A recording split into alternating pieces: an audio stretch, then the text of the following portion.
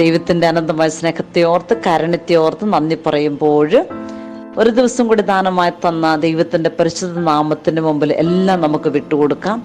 ഇന്നത്തെ പ്രത്യേക പ്രാർത്ഥനാ നിയോഗമായിട്ട് നമ്മുടെ ഓരോരുത്തരുടെയും വിശ്വാസ ജീവിതം ആഴപ്പെടുവാൻ വേണ്ടിയിട്ട് നമുക്ക് പ്രാർത്ഥിക്കാം. ഒരുപക്ഷെ കഷ്ടങ്ങളും വേദനകളും നൊമ്പരങ്ങളും നഷ്ടങ്ങളും ജീവിതഭാരവുമായിട്ട് മുന്നോട്ട് പോകാൻ പറ്റാതെ വിഷമിക്കുന്ന ഏതെങ്കിലും തരത്തിലുള്ള സാഹചര്യങ്ങൾ കൂടി കടന്നു പോകുന്ന ഒരു മകനായിരിക്കാം, മകളായിരിക്കാം. പക്ഷെ തമ്പുരാന്റെ കൈകളിൽ എല്ലാത്തിനും ഒരു സമയമുണ്ട്.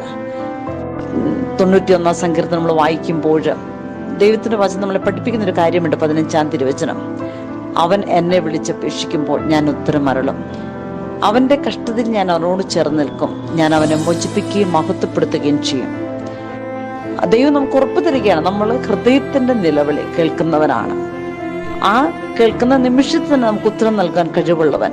നമ്മുടെ ഏത് കഷ്ടങ്ങളും നഷ്ടങ്ങളിലൂടെ നമ്മൾ യാത്ര ചെയ്യുമ്പോഴും നമ്മോടൊപ്പം ചേർന്ന് നിൽക്കുന്നവൻ, അവനെ കർത്താവ് മോചിപ്പിക്കുകയും മഹത്വപ്പെടുത്തുകയും ചെയ്യും.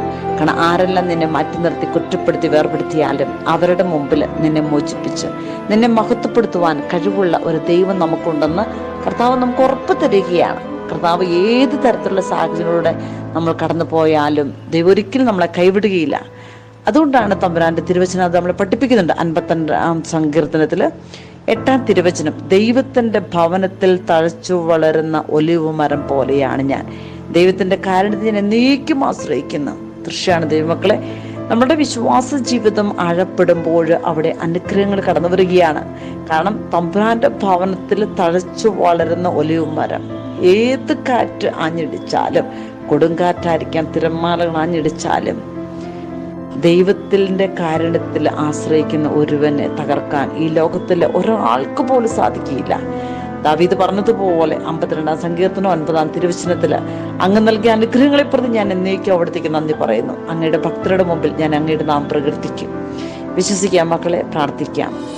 ദൈവം തന്ന അനുഗ്രഹം അതാരുടെ മുമ്പിലും ലോകത്തിന്റെ മുമ്പിൽ മഹത്വപ്പെടുവാൻ ഞാനും നിങ്ങളും കടപ്പെട്ടവരാണ്. നമുക്ക് വിശ്വസിക്കാം. കർത്താവെ, ഏത് സാഹചര്യത്തിലൂടെ കടന്നു പോയാലും ഞങ്ങളുടെ വിശ്വാസ ജീവിതം അടിയുറച്ച് ആഴത്തിലേക്ക് വേരൂന്നി പോകുവാൻ, ദൈവത്തിൽ മാത്രം ആശ്രയിച്ച് മുന്നോട്ട് പോകുവാൻ, ദൈവകാരുണ്യത്തിൽ ആശ്രയിച്ച് മുന്നോട്ട് പോകുവാൻ കൃപ തരണം നമുക്ക് പ്രാർത്ഥിക്കുക. പരിശുദ്ധ അമ്മ മാതാവ് നമ്മെ ഓരോരുത്തരെയും ഈശോ ആഗ്രഹിക്കുന്ന രീതിയിൽ സംരക്ഷിക്കുവാനുള്ള കൃപയ്ക്ക് വേണ്ടി നമുക്ക് പ്രാർത്ഥിക്കാം.